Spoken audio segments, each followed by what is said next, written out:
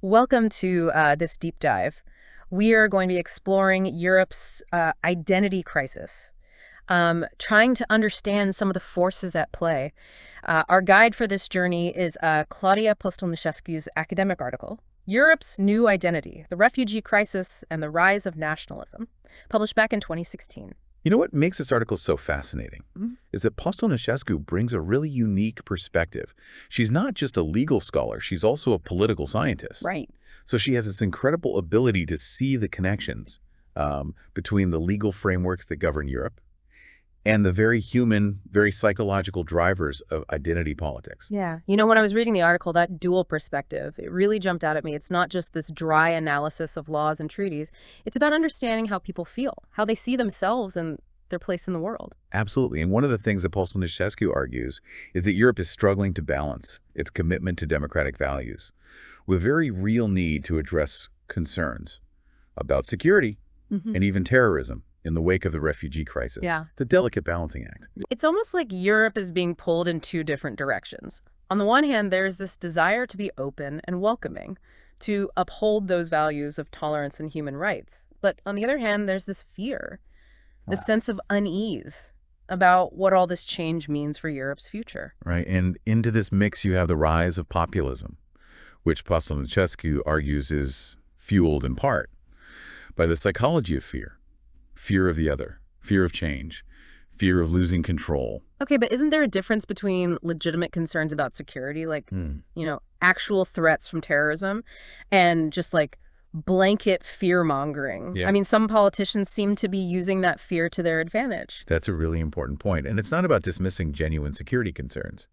but it's about recognizing how fear can be manipulated and exploited for political gain. Think about Donald Trump's rhetoric around immigrants and Muslims, or how some European leaders have reacted to the refugee crisis. They tap into those anxieties, sometimes even amplifying them, to create an us versus them mentality. Yeah, and that kind of rhetoric can be really dangerous, especially when it starts to erode trust in democratic institutions and norms. Exactly. And one of the ways this plays out is through the resurgence of nationalism, which Postelnicescu sees as a direct response to this perceived loss of control and identity. It's a retreat to the familiar, a yearning for simple solutions in uncertain times. You see this happening all over Europe. Leaders like Viktor Orban in Hungary building walls to keep refugees out, or the rise of far-right parties in countries like Austria and Poland. It feels like there's this real pushback against the idea of a unified Europe. It's interesting because the 2015 refugee crisis really acted as a catalyst, didn't it? Yeah. It exposed the fault lines that already existed within the EU. Yeah. Those tensions between different visions of what Europe should be. You're right. It wasn't just about the practical challenges of managing the influx of refugees. It brought to the surface fundamental disagreements about values, about identity, about the very meaning of being European. And the Dublin Agreement, which was supposed to manage the distribution of refugees among EU member states, really struggled to cope with the sheer scale of the crisis. We saw this stark contrast between Angela Merkel's open-door policy in Germany and the resistance from countries like Hungary and Slovenia. It created real divisions within the EU. It's like the refugee crisis threw gasoline on a fire that was already smoldering. And that brings us to another point that Postelnicescu makes, the link between the refugee crisis and the rise of extremism. And she's not just talking about Islamic extremism.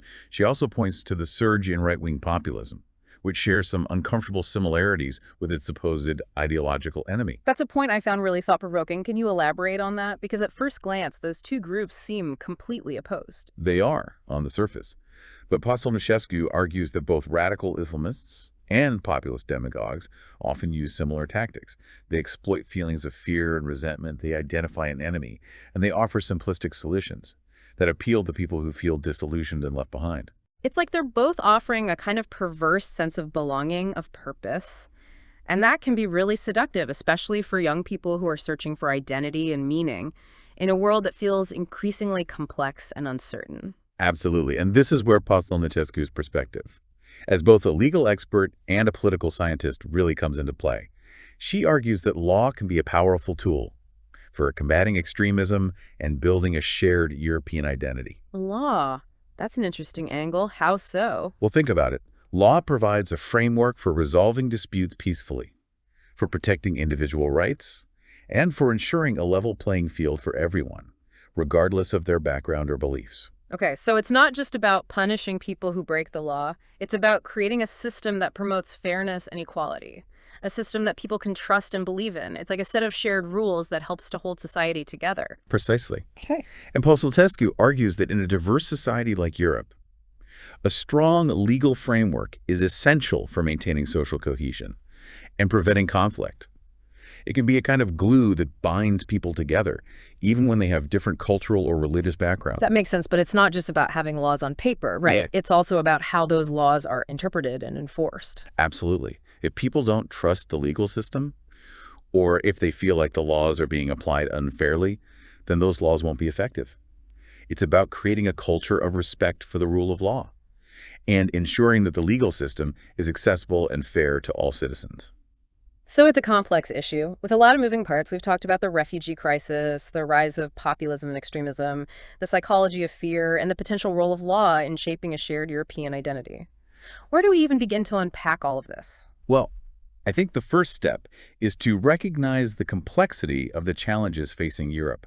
There are no easy answers, no quick fixes. This is a long-term project that will require patience, persistence, and a willingness to engage in difficult conversations. And it's a conversation that's happening all over Europe right now. People are grappling with these questions of identity, of belonging, of what it means to be European in the 21st century. And the outcome of this conversation will have profound implications, not just for Europe, but for the world. So let's dive deeper into these issues in part 2. We just explored how law could play a role in fostering a unified European identity. But how can law be a unifying force when so much of what we're seeing, like Brexit, seems to be about countries wanting to assert their individual sovereignty? It's a fascinating paradox, isn't it? Yeah. On the one hand, there's this desire for national sovereignty, a return to the nation state. But on the other hand, there's the reality of globalization, the interconnectedness of economies and societies, the need for international cooperation to address issues like climate change, terrorism, and migration. It's like trying to put the genie back in the bottle. The world has changed, but the way we think about politics and identity hasn't necessarily caught up. Exactly. And I think this is where Postelnicescu's argument about law becomes particularly relevant. She's not saying that law can magically erase national differences or force people to abandon their cultural identities. What she's saying is that law can create a framework for managing those differences, for finding common ground, for building a shared sense of belonging. So it's not about imposing a single monolithic European identity on everyone. It's about finding a way to accommodate diversity within a broader framework of shared values and principles. Precisely. And this is where the idea of multi-level governance comes in. It's about recognizing that different levels of government, local, regional, national, and supranational, all have a role to play in shaping identity and managing diversity. It's about finding the right balance between those different levels. That makes a lot of sense. But how do you actually put that into practice? What does that look like in the real world? Well, think about the European Union itself. It's a complex system of shared decision-making, with power distributed across different institutions and levels of government. There's the European Parliament, which represents the citizens of the EU, the European Council, which represents the member states, and the European Commission, which proposes and implements EU policies. So it's a kind of balancing act, trying to ensure that everyone has a voice while also working towards common goals? Right, and it's not always easy. There are often tensions and disagreements between different actors within the EU system. But the key is to find ways to manage those disagreements through dialogue, compromise, and a shared commitment to the rule of law. You mentioned earlier that fear plays a big role in shaping political discourse and driving the rise of populism. But isn't fear also a natural human emotion? How can we distinguish between legitimate concerns about security and the kind of fear-mongering that Postelnicescu warns against? That's a crucial question. Fear in and of itself isn't necessarily a bad thing. It could be a healthy response to real threats, a way of protecting ourselves from danger. The problem arises when fear is manipulated and exploited, when it's used to divide people to create scapegoats, to justify policies that undermine human rights and democratic values. So it's about being critical, about questioning the narratives that we're being fed, about not letting fear cloud our judgment. Exactly. And this is where education and critical thinking skills become so important. We need to be able to evaluate information, to distinguish between fact and fiction, to see through the rhetoric of fear and division. Postelnicescu's article also talks about the need for empathy and understanding. How can we promote those qualities in a world that often feels so polarized and divided? It's a challenge for sure, but I think it starts with recognizing our shared humanity. Despite our differences in culture, language, religion, or political beliefs, we all share the same basic needs and aspirations. We all want to live in peace and security. We all want to provide for our families. We all want to have a sense of belonging and purpose. So it's about looking beyond the surface, beyond the things that divide us, and focusing on the things that unite us. It's about seeing the world through the eyes of others, trying to understand their experiences and perspectives. Right. And it's about being willing to engage in dialogue, even with people who hold different views than our own. It's about listening with an open mind, trying to understand where they're coming from and looking for common ground. But isn't that easier said than done? I mean, how do you have a meaningful conversation with someone who seems determined to demonize and dehumanize entire groups of people? It's not always easy, I'll grant you that. Yeah. But I think it's important to remember that even the most entrenched beliefs and attitudes can change. People are capable of growth and transformation, especially when they feel heard and respected. So it's about creating spaces for dialogue, for respectful disagreement, for finding common ground. It's about building bridges, not walls. Exactly. And I think Postelnicescu's work offers a valuable framework for thinking about how we can do that. It's about recognizing the power of law, not as a tool of oppression or exclusion, but as a tool for promoting justice, equality, and a shared sense of belonging. We've talked a lot about the challenges facing Europe, but what about the potential opportunities? What are some of the things that give you hope for the future of Europe? Despite all the challenges, I remain optimistic about the future of Europe. I see a young generation that is more connected and more globally minded than ever before. They're growing up in a world where diversity is the norm, where borders are becoming increasingly porous. They're more likely to see themselves as citizens of the world, not just citizens of a particular country.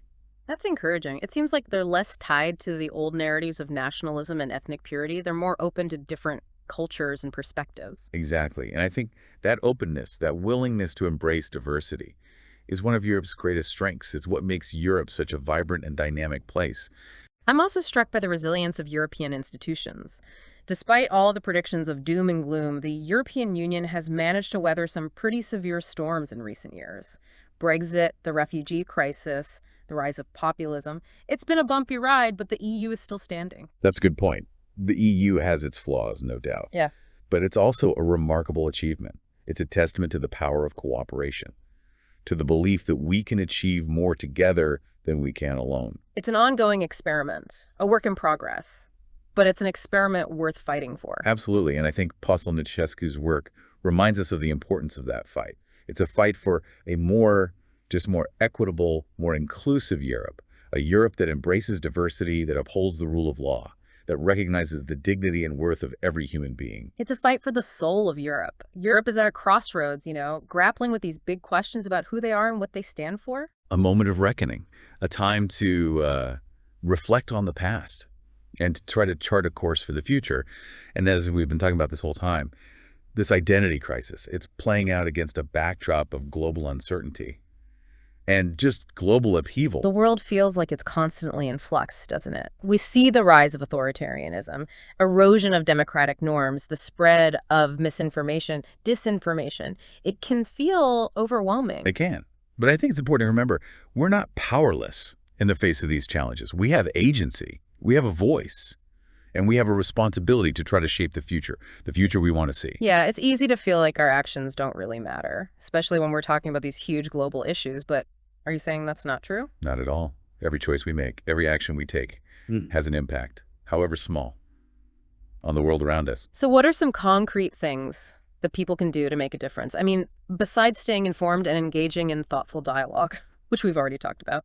Well, one thing we can all do is support organizations that are working to promote human rights, democracy, and the rule of law. Both in Europe and around the world, there are countless NGOs and grassroots movements doing really incredible work on the ground, often with very limited resources. Yeah, there are so many ways to get involved, whether it's donating money, volunteering time, or just, spreading the word about the work that they're doing. Exactly. And we can also make conscious choices in our daily lives. They reflect our values. We can support businesses that operate ethically and sustainably. We can reduce our own consumption, reduce our environmental footprint. We can buy fair trade products. So it's about aligning our actions with our beliefs, voting with our wallets, so to speak, making choices that contribute to a more just and equitable world. Exactly. It's about being mindful of the language we use, the stories we tell, and the narratives that we promote. Words have power, and they can be used to build bridges or erect walls. Thinking back to Postelnicescu's article, it strikes me that this identity crisis isn't unique to Europe. It's something we're seeing all over the world in different ways. You're right. The forces that are driving this crisis, globalization, technological change, economic inequality, social and cultural shifts, these are global phenomena. And they're creating this sense of uncertainty and anxiety that's fueling the rise of populism, nationalism, extremism in many parts of the world. So it's not just about Europe finding its place in the world, it's about all of us finding our place in a world that's rapidly changing and becoming increasingly interconnected. It is, and it's about recognizing that we're all interconnected. Our fates are intertwined. We're all in this together. The challenges we face, from climate change to pandemics, economic instability, these are global challenges that require global solutions. And we can't solve these problems by retreating into our own little bubbles, building walls, and blaming each other. We need to work together, find common ground, to build a shared future that works for everyone. I think that's the message of Postelnicescu's work. It's a call for unity, a call for solidarity, a renewed commitment to the values that underpin a just and democratic society. It's a reminder that we're all part of something bigger than ourselves, and that we have a responsibility to try to leave the world a better place than we found it.